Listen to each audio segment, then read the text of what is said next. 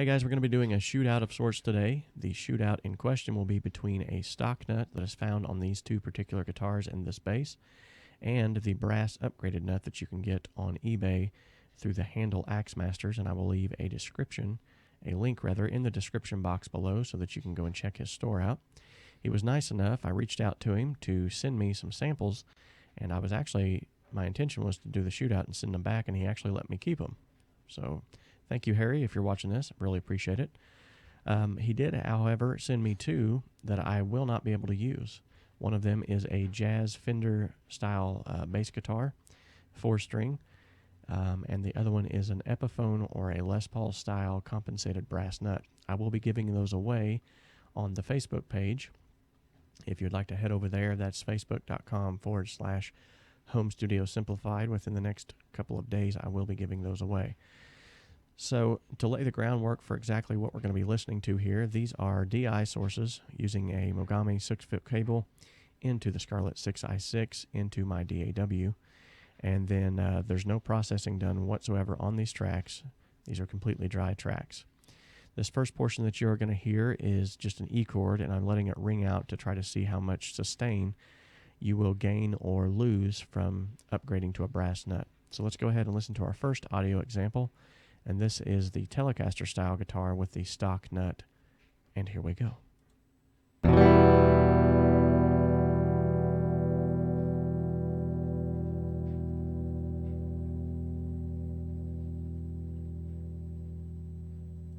Okay, so quite a bit of sustain there.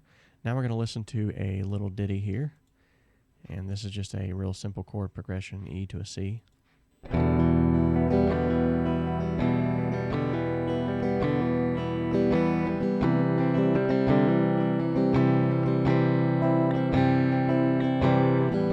Okay, so that was just DI straight into the 6i6, nothing at all done to it. And now we're going to listen to the brass nut.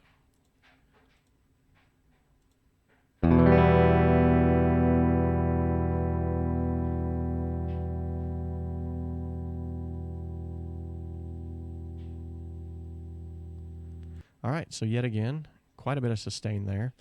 I will let you be the judge as to whether you feel like that it gained or lost sustain. As for now, here in a minute, we're going to go through these and look at the frequency analyzers and see exactly what it's adding to or taking away. Now let's listen to the little ditty, and then I'm going to try to bounce back and forth between these two chord progressions and kind of give you a little bit of an example here as to the differences back to back, and I know sometimes that helps me to hear it better.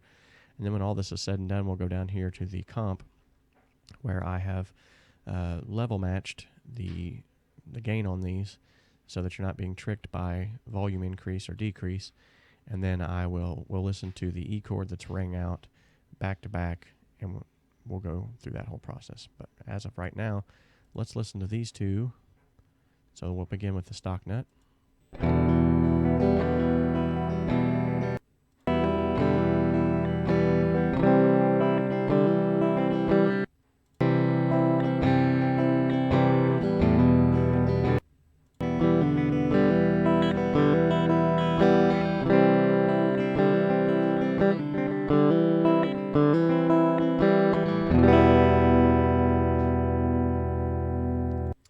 Okay, so there are definitely some sonic differences there that I'm picking up on. Yet again, I'm not going to try to sway you in any one direction, but we will go ahead now and listen to the comp. This first portion that you're going to hear, this will be the stock nut, and then it will go to the brass, stock, brass, stock, brass, stock, and end on the brass.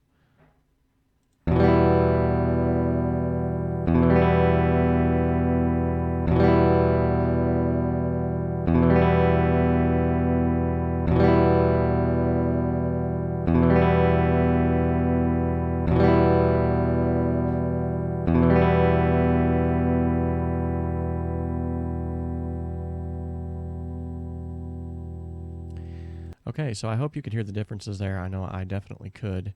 One of the things that I will make mention of, though, is because this is not a reamped source or anything like that, there is going to be a little bit of difference in the playing of it. So although this is not a, true bona fide shootout, it's at least going to help you to hear the differences. So we'll move on now to the Les Paul, and we'll listen to the stock nut first.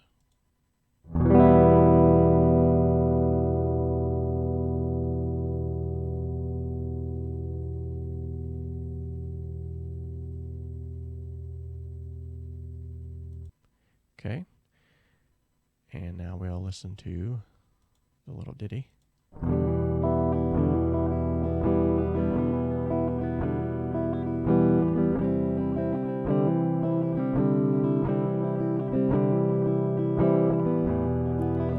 Okay, so that was just the stock nut. Let's take a listen to the addition of the brass compensated nut.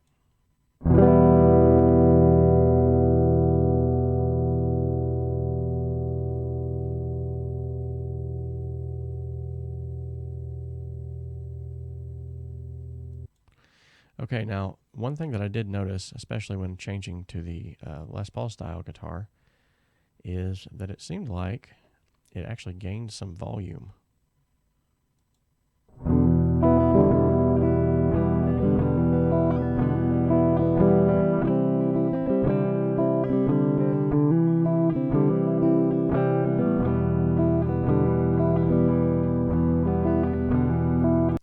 Okay, now let's try to listen to those little ditties back to back. We're going to start with the stock nut, and then we'll switch to the compensated brass nut.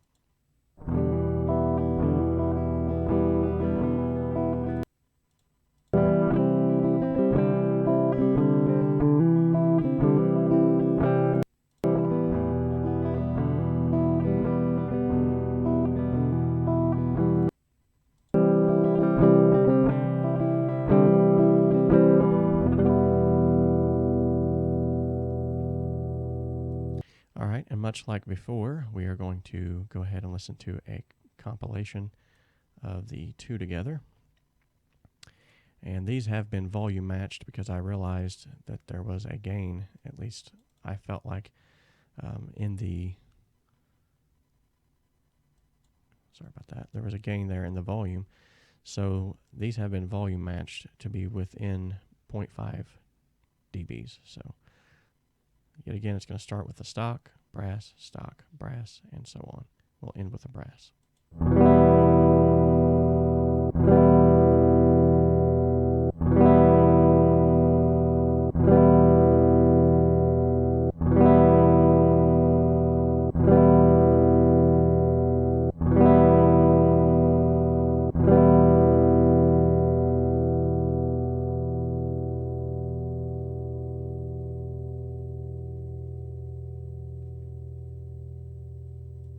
So yet again, I tried to be as consistent as possible, and although there is a little bit of inconsistency there, I think you can definitely hear, at least I can hear, that after the addition of the brass compensated nut, it feels like the tone gets a little fuller on the Les Paul, and it felt like it got a little richer on the Telecaster as well. Definitely not what I expected. I expected it to be more tinny sounding, and what I ended up getting was actually more low end, is what I felt like. But we'll go ahead and do the frequency analyzation here in a minute, and we'll see exactly what it's adding or taking away, because I haven't even looked at that myself yet on these. Now let's listen to the bass yet again. This is just the top E string ringing out, and then we're going to go through a bass line. This is the stock nut.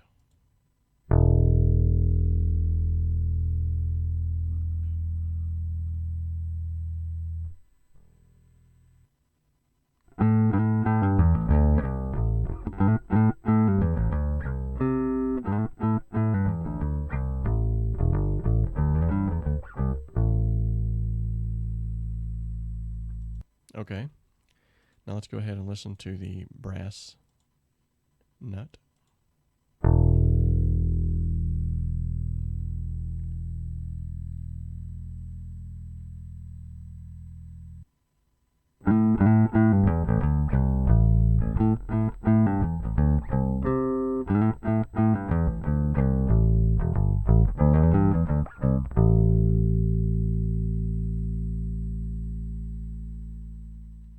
Okay, so what I'm hearing there is it seems like the bass got a little bit more clarity to it, and it picked up a little bit more low end yet again.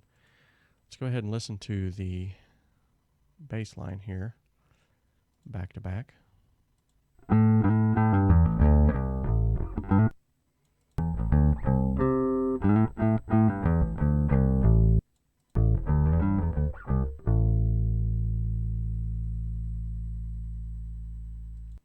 Kind of hard to hear there. I do apologize for that. I felt like that one was at least a little more consistent, though. Sounded pretty much just like the other one. In fact, my timing was almost dead on, and I wasn't using a click. So these here, I also did not have to volume match these. The volume going in was actually the same. So now, let's listen to the comp, and this will be the E string ringing out, beginning with the stock nut, going to the brass, stock, brass, and ending on the brass nut.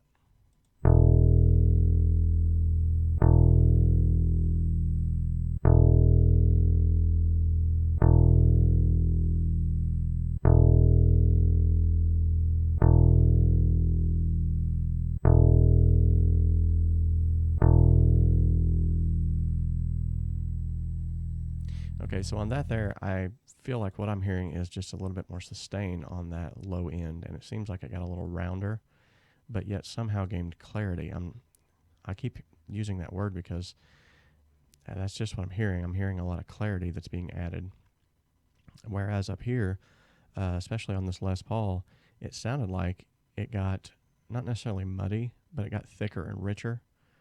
And then on this Telecaster, it did sort of the same thing there, but it feels like on this bass, it's actually gaining more clarity. So now let's go ahead and take a look at our analyzers here, our frequency analyzers. And I'm going to try to do this in a way to where I can actually keep these up here. Okay. We're going to start with the Tele. We're going to use the stock nut first.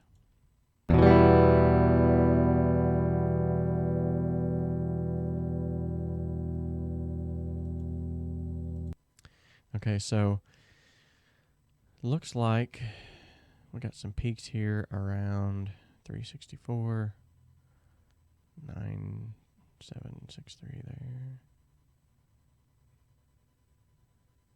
Okay, now let's take a look at the Tele brass nut. Okay. Oops, let me take that hold off there.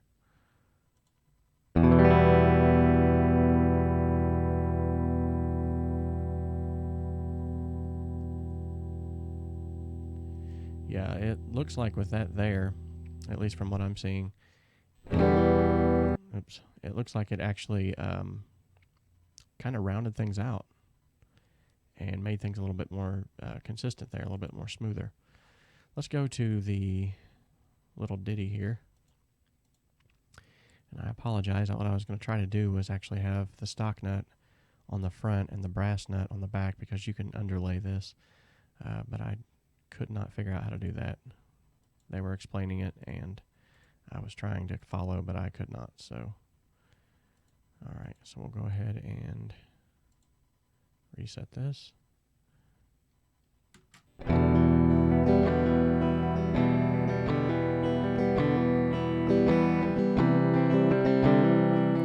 So this front portion that you're seeing right here is the average. What you're seeing behind it is the actual real-time frequency.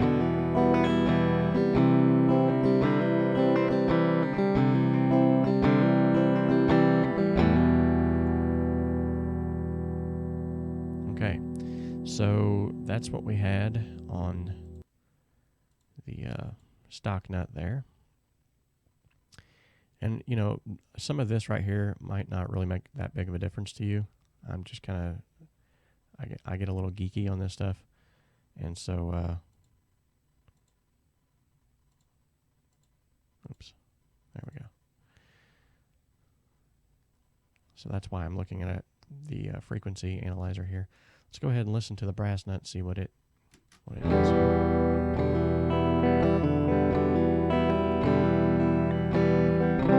Let me start that over. kind of gimp that up there.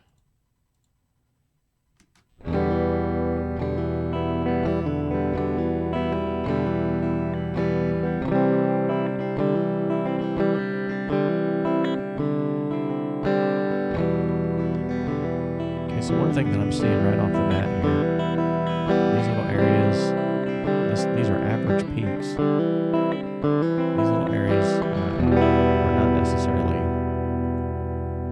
were not necessarily sticking up on the previous one, which means that there's more harmonics. It seems like it's being added in the lower regions here.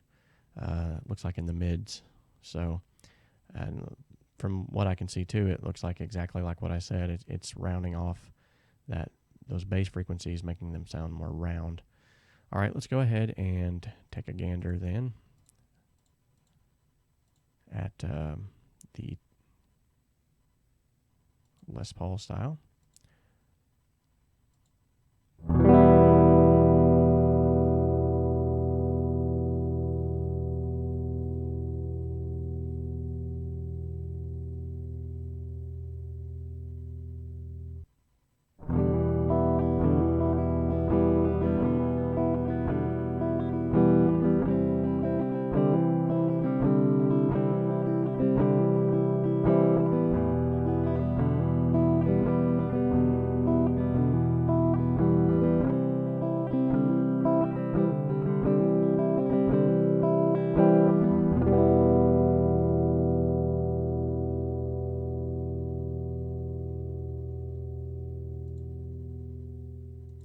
Okay, so it looked like on that there, on the stock nut, we're getting some peaks yet again around those mids, 391 here, and around 1,000 kilohertz.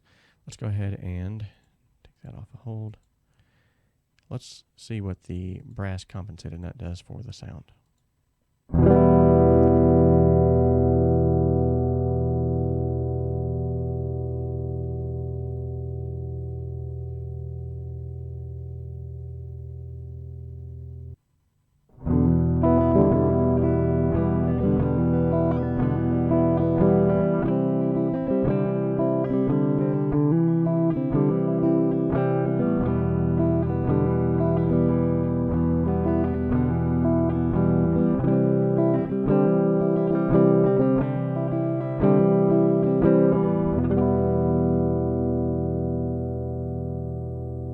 That's interesting.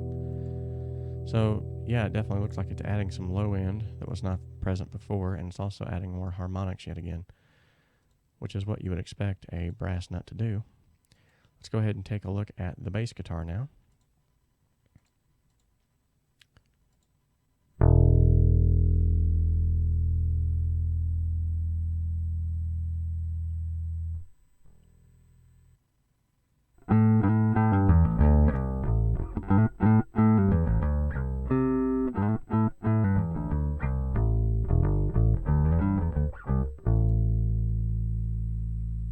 Okay, so let's see where's our major. Okay, so we got 871 here, 1300, and of course, yeah, right there in your fundamental area, 87 hertz. All right, let's check out what the brass compensated nut has to do for it.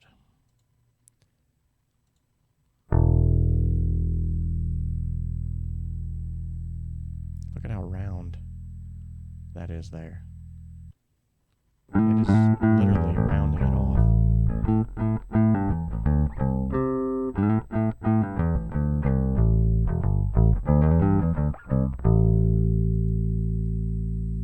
Yeah, it's definitely doing exactly what I thought it was doing. See, there's extra harmonics that are being added, and it's right around the region where our ear picks up a lot of things. And you can see right here where it's leveled out the fundamental to be in a wider area. It seems like instead of just concentrated around 70, 80 hertz, it's more evenly distributed. And so that would definitely account for what I keep hearing, which is that clarity that's being added. So, all right, guys. Well, I hope this has been helpful. Yet again, I will be posting a link to in the description of this video to go on eBay and check these out for yourself. Not going to necessarily say what the current price is now. I know whenever I purchased one before, they ranged from $10 to $15. Like I said, I will be giving 2 of these away, one for a Fender Jazz bass style, and then another for a Gibson or an Epiphone Les Paul style. And you can find that there on facebook.com/Home Studio Simplified. So until next time, guys, keep rocking on. I'll talk to you all later. Bye. I will be just like the light of the sun.